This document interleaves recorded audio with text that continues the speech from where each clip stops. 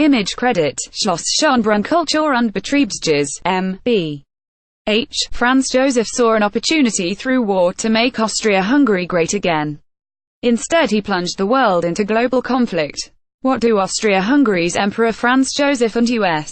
President Donald Trump have in common at first glance? Not that much.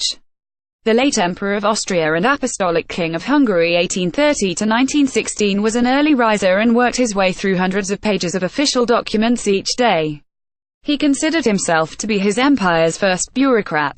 Trump, on the other hand, the United States' first TV reality president, likes to sleep in and barely makes it through a one-page briefing, according to multiple accounts.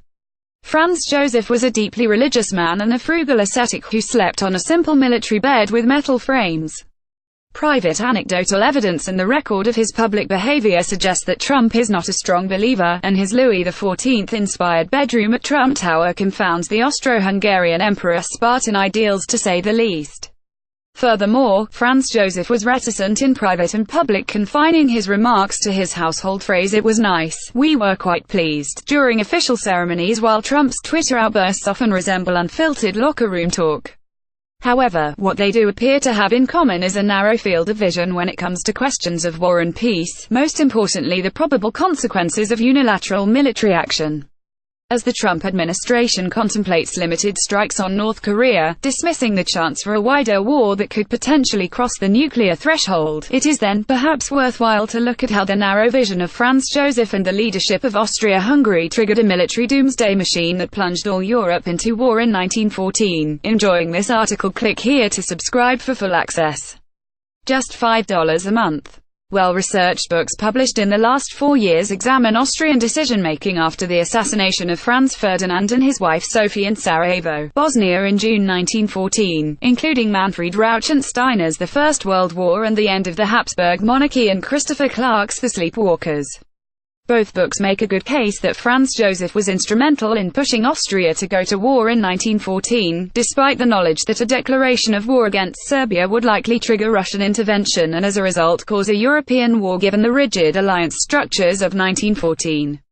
Hans Leidinger, in his book The Demise of the Habsburg Monarchy, states that Franz Joseph already resolved to go to war on June 30, 1914, a mere 48 hours after the assassination of Franz Ferdinand and his wife, days before Germany's famous blank check and weeks away from Austria's ultimatum to Serbia. Of course, the emperor was not alone in his bellicose attitude. War was also the tenor struck by the Chief of Staff of the Austro-Hungarian Army, Konrad von Hohetzendorf. Austria's Foreign Minister Count Leopold Berchtold recalled of a meeting he had with a general on June 30. Indeed, with few exceptions, notably the Prime Minister of Hungary, Austria-Hungary's entire ruling elite pushed for military action against Serbia, disregarding the risk of Russian intervention and the larger consequences of war.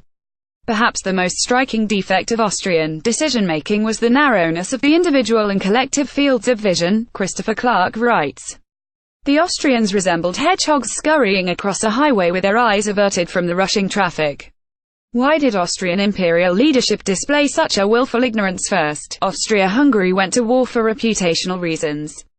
Austria-Hungary drew multiple red lines during the Bosnian annexation crisis. In 1908–09 and during the Balkan crises of 1912 and 1913 in response to perceived Russian intimidations and Serbian provocations, however, without ever following through on its threats of military action.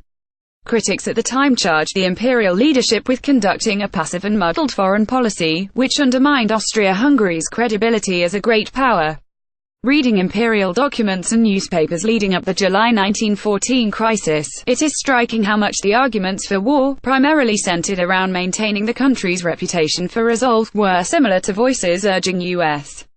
President Barack Obama to intervene in Syria apart from the humanitarian dimension in 2013. In July 1914, the Austrian leadership was finally resolved to show strength. Franz Joseph agreed that Austria-Hungary's policy of patience had run its course, according to Count Berchtold, who himself warned the emperor that the neighbors to the south and the east would become even more confident of our impotence and pursue their work of destruction with ever more determination. It would seem Austria had run out of options short of war. Should the empire remain passive, it would not only be purged from the ranks of the great European powers, but also might disintegrate because of Serbian and Russian pan-Slavic propaganda and influencing campaigns undermining the loyalty of the empire's majority Slavic subjects. Austria-Hungary would again believe in itself. "I have the will, therefore I am," an Austrian foreign ministry official wrote in a memorandum in the summer of 1914 to voice his support for war. The imperial leadership saw an opportunity through war to make Austria-Hungary great again. Second, since the decision to go to war was essentially a fait accompli in the minds of imperial policymakers, it simply had to be done as the empire found itself in a position of constraint. According to Berchtold, the threat of Russian intervention was of a secondary consideration. For one thing, Austria-Hungary's military leadership assured their civilian counterparts that the army and navy could handle a two-front war, although they had great doubts in private. In addition, Vienna almost religiously embraced German military power, trusting that the German army would either deter, or, if need arise, repulse the Russian steamroller on the future Eastern Front while Austrian troops occupied Serbia, a gross miscalculation as it turned out. Third, Austria-Hungary's assumptions that Russia might stay out of a conflict were not entirely unfounded.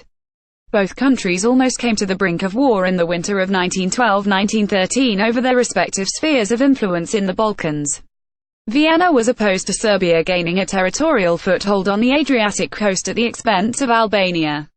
St. Petersburg saw Serbian access to the Adriatic Sea an absolute necessity, according to Russian Foreign Minister Sergei Sazonov.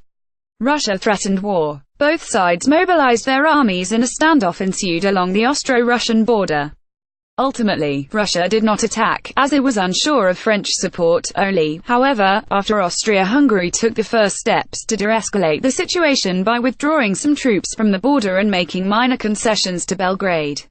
Furthermore, Russia also refused to support Serbia following an Austria-Hungarian ultimatum to withdraw Serbian troops from Albanian territory in October 1913. Belgrade had to concede to Austrian demands, which left Serbia humiliated and accelerated the formation of a war party in St. Petersburg. Fourth, the most important and perhaps most relevant point for today when it comes to the ongoing North Korea crisis was Austria's conviction of the rectitude of its case against Serbia following the assassinations on the one hand, and Austria's groupthink mentality paired with an inability to objectively assess the political situation across the European continent on the other. To the first point, Austria's imperial leadership failed to empathize with their adversaries in Belgrade and Moscow. They were stuck in the belief of Austria-Hungary as the indispensable empire, an anchor of stability in Central and Eastern Europe, and that its campaign to militarily punish Serbia would be seen as a contribution to maintaining the established Eurocentric world order. They failed to grasp, however, that the other major powers had in essence already dismissed Austria-Hungary as an anachronism in the burgeoning age of the nation-state and had accepted its decline and eventual downfall. To the second point, the atmosphere at the court and in the ministries in Vienna was conducive to top-down group thinking. For example, the emperor refused to meet in committee, preferring consulting with his ministers one-on-one, which was not conducive to openly debating issues. Franz Joseph in general had a more passive than active role formulating foreign policy, primarily approving or rejecting pre-drafted policy recommendations. This was accentuated by the lack of an official coordinating mechanism within the empire's foreign policy apparatus, which inhibited the exchange of different views.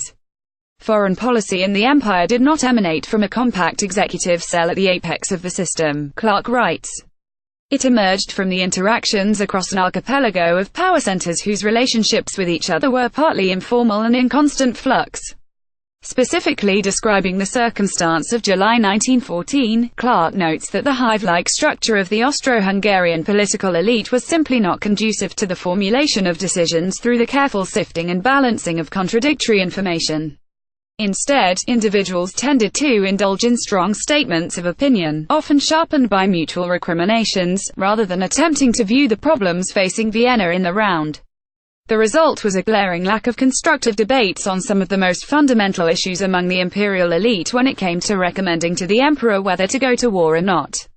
For example, did Austria-Hungary even have the capacity to fight another great power? What precisely were the chances for Russian intervention following an attack on Serbia? What exactly were Austria-Hungary's objectives in launching the war? What role would France and Great Britain play in a future war? All these issues were raised at one point or another. However, no constructive debates emerged and no new consensus, besides conducting a localized war with Serbia, was found. Everyone knows how the story ends. The military doomsday machine was unleashed, triggered by the emperor's decision to go to war no matter what and without sufficient deliberation. Once the war broke out, Franz Joseph quickly adopted a fatalist attitude, best summed up with his pronouncement, "If we go down, at least we shall go down with decency." After the news of the first victory in Galicia against Russia had reached him, Franz Joseph warned his heir Karl and his wife Zita, "That's always how it starts, but this time I am sure it is the end." The emperor's sentiment was shared by Konrad von Hohetzendorf. "This will be a forlorn fight. It nevertheless will have to be fought. Such an old monarchy and such a glorious army cannot go down ingloriously." Franz Joseph died in the middle of the war in 1916. From 1914 to 18, the empire mobilized almost 8 million men, according to Peter M. Judson, author of The Habsburg Empire, A New History. Around 1.5 million were killed, 3.6 million wounded and 2 million ended up in captivity. What lessons are to be learned from this story? Were Franz Joseph alive today and, assuming he would engage in close self-reflection about his role in unleashing the First World War, unlikely given his personality, he might have the following advice for Trump and his team mulling limited strikes on North Korea. First, allow dissent and encourage debate between your advisors when deliberating the possibility of war. Second, create, and more importantly, maintain formal structures for policy coordination. Without such oversight, it will be difficult to implement desired policies and might confuse adversaries and allies alike regarding how and who is authorized to make decisions. In times of crisis, this can be highly destabilizing. Third, as a corollary, clearly signal intentions to all parties, especially the intention to commit to a limited military engagement rather than full-scale war. Fourth, be distrustful of military advice. Historically, military leadership has evinced a tendency to overestimate capabilities during times of crisis and underestimate their enemy. The reverse is true in a non-crisis mode in peacetime. Fourth, don't go to war merely to preserve a country's reputation for resolve. This is a myopic strategy. Fifth, regularly re-evaluate your relative status in the international order. Is your country really the indispensable nation, empire in the region or the world? Are you going to war because of your standing in the international system, and do you have clear national interests? Sixth, and most importantly, if you or some of your advisors think that there even is a small chance for your limited war to go global or nuclear, seek other means to resolve the political issue. War unleashes forces that ultimately cannot be controlled and rarely can be contained. As Elliot Cohen recently wrote, 100 years after the end of World War I, it is wise to remember that small violent events can trigger much, much larger ones.